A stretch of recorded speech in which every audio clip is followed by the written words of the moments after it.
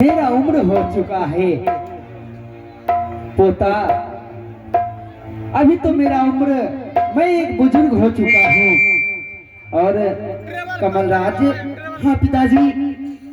तुम्हारा भैया और भाभी मेरा सेवा कर रहा था। हाँ पिताजी। किंतु तुम इतने घबराहट में क्यों आए हो? पिताजी, इस समय क्यों आया हूँ, किस लिए आया हूँ, शायद आपको कुछ मालूम नहीं। नहीं नहीं, मुझे कुछ भी मालूम नहीं। पिताजी, इस समय आने का कारण यही है, सुबह होते ही ये राजपाट हम दोनों भाई के नाम से बंटवारा हो जाएगा।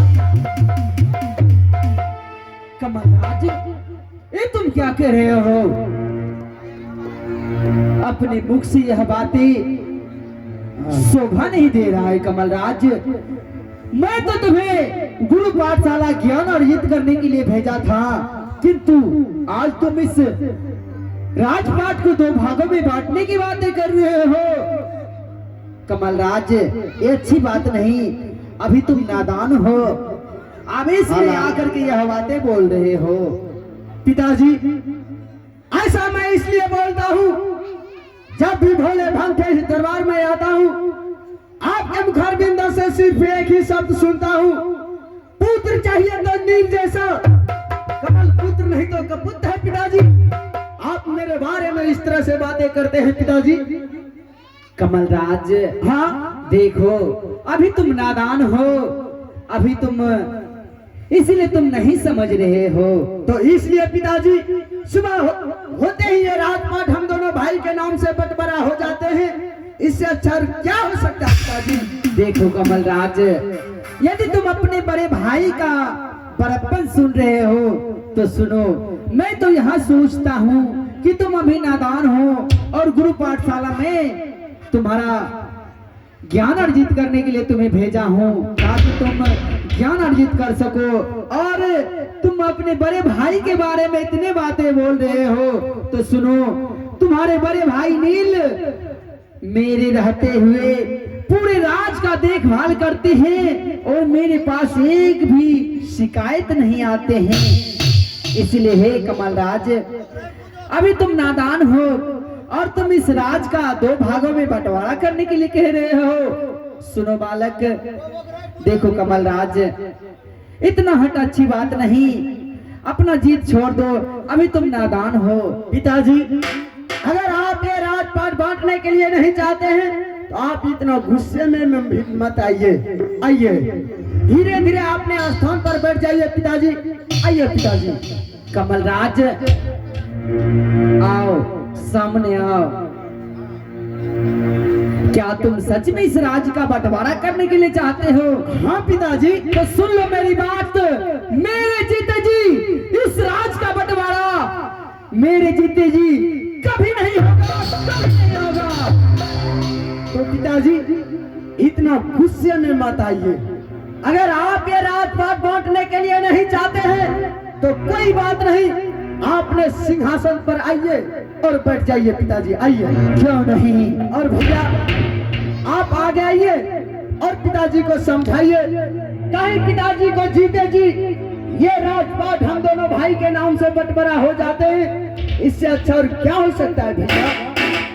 भाई कमल, हाँ भैया। सबसे पहले तो जिस प्रकार से तुम आज पिता के सामने और मेरे सामने ऐसा लबेज उठा रहे हो, ऐसा तुम्हें बिल्कुल नहीं करना चाहिए था।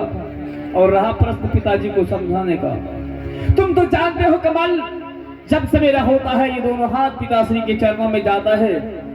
जब तक इन हाथों से पिताश्री को सेवा सत्कार नहीं हो जाता है तो इन हाथों से अंजन ग्रहण नहीं होता है। हाँ भैया।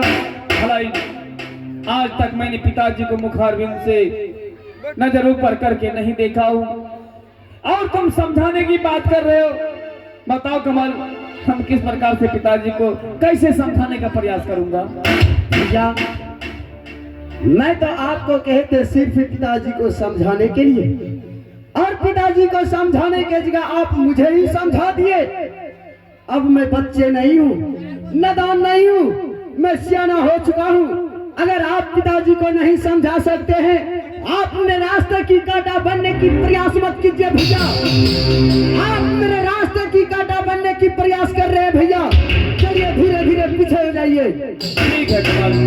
और पिताजी आप आगे आइए और मैं आपसे अंतिम बार कह रहा हूँ, क्या सुबह तक में ये रात पाट हम दोनों भाई के नाम से बंटवारा होगा कि नहीं?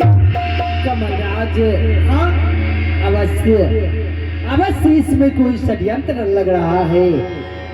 देखो मंत्री जी, तुम तो मेरे पोते हो, कहीं तुमने ही तो कमलराज को कुछ नहीं सिखाया। हम ई कैसे होता था? तो बूढ़ा भाग लो।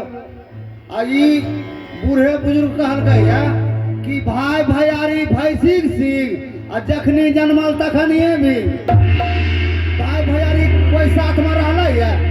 एब हमरो बेटा से फर्क है।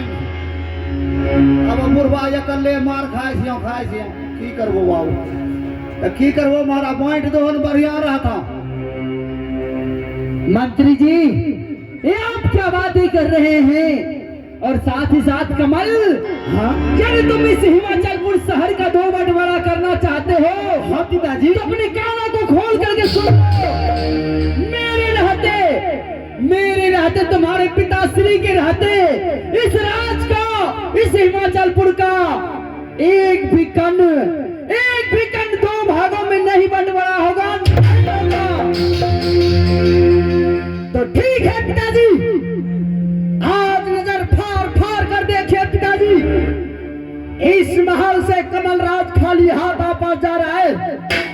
कुछ सोच और समझ करके आऊंगा। मैं जा रहा हूं पिताजी।